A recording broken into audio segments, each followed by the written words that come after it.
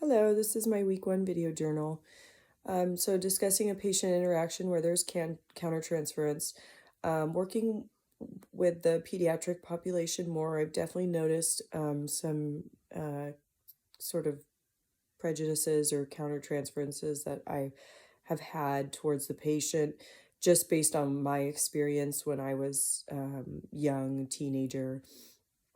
And I tend to think um,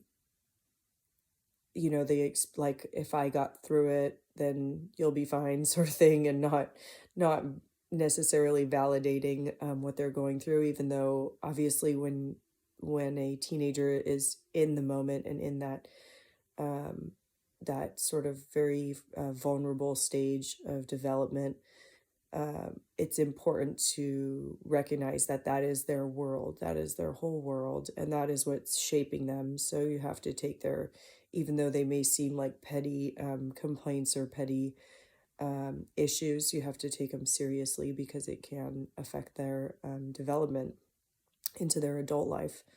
And then also, I've experienced the opposite of that, where they have very, they've had issues and childhood trauma and abuse that I can't even imagine, and that is awful. But when I've dealt with some of the more minor complaints, I can't help myself but to think like, oh, this isn't a big deal, sort of thing, and trying to brush it aside. So I believe that kind of lines up with countertransference and some prejudice that I may have. And have I encountered it before? Yes, with this in this clinicals, I have been encountering it before.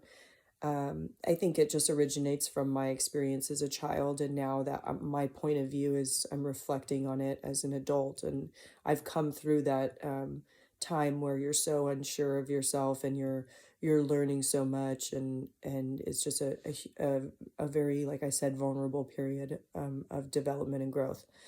And is it appropriate for me to continue to provide for the patient? Yeah, I think so, and I think that it's important to have somebody else's perspective, an adult perspective, other than their parent working with them. So I think it's okay as long as you stay aware of these sort of judgments and you reflect on it and kind of check in with yourself continuously and make sure that you're still supportive of the patient and still taking their concerns seriously.